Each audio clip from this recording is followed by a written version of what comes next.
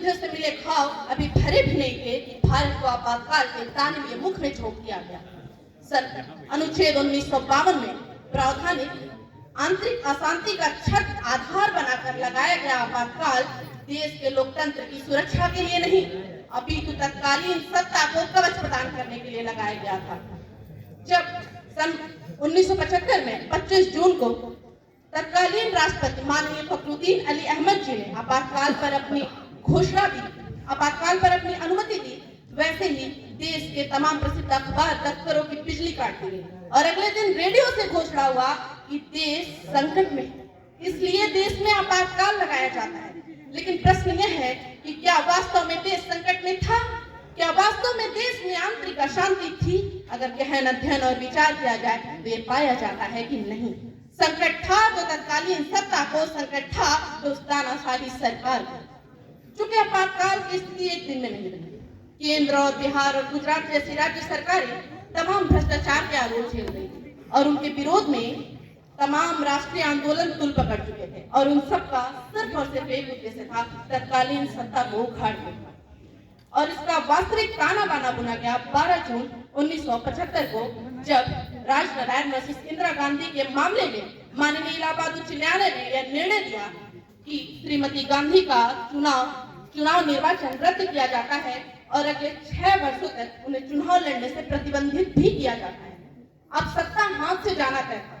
इस निर्णय से निराश श्रीमती गांधी ने सुप्रीम कोर्ट का दरवाजा खटखटाया और 24 जून 1975 के अपीलीय निर्णय से सुप्रीम कोर्ट ने उनसे उनकी सभी पदीय शक्तियां छीन ली। इधर विपक्ष तेजी से, मजबूती से इस्तीफे की मांग करने लगा। सिंहासन खाली करो कि जनता आती है, सिंहासन खाली करो कि जनता आती है का नारा इतना प्रबल और तीव्र था कि सत्ता की कुर्सी डगमगाने लगी। अब सत्ता हाथ से जाना तय था, इसलिए श्रीमती गांधी के तर्कस में आखिरी तीर बचा आपातकाल था और उसे चलाया गया 25 जून 1975 को। इनके चलाने से मात्र सरकार की आत्मरक्षा नहीं हुई, जब बल्कि देश के संविधान, देश के लोकतंत्र और देश की जनता को बुरी तरह घायल भी किया गया। अखबारों की स्याही सेंसरशिप की कालिख में डूब गई, बोलना अब देशद्रोह हो गया, विरोध करने पे पाबंदी लगा दी गई और लोगों तक वही पहुंचती जो सरकार चाहती। जो संविधान भारत की आत्मा है, स्वतंत्रता और न्याय के मूल्यों का प्रतीक है, उसको सत्ता के अहंकार के नीचे दबाया गया।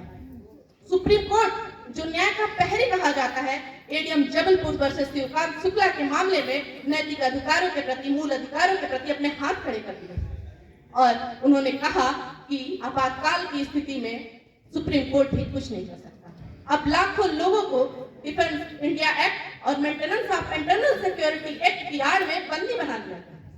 बोलना और विरोध करना पूर्ण रूप से देशद्रोह बन गया और उनकी आवाज को बलपूर्वक दबाया गया।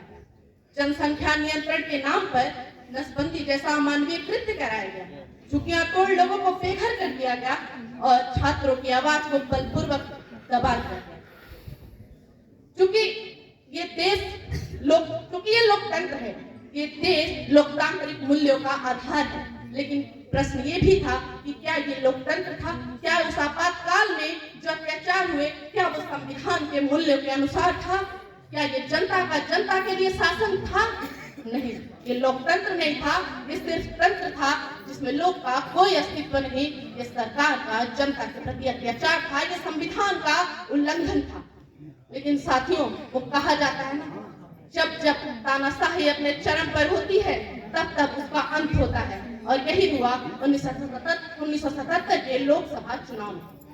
जनता ने अपनी ताकत दिखाई, 21 महीनों में हुए उस दमन का प्रतिकार किया, प्रतिशोध लिया और सत्ता बदली, एक नया सवेरा हुआ और लोकतंत्र फिर से उठ खड़ा हुआ। क्योंकि ये लोकतंत्र है, इसे झुकाया जा सकता है, इसे गिराया जा सकता है, लेकिन इसे मिटाया नहीं जा सकता है, इसे मिटाया नहीं जा सकता है। जय हिंद, जय भारत, धन्यवाद।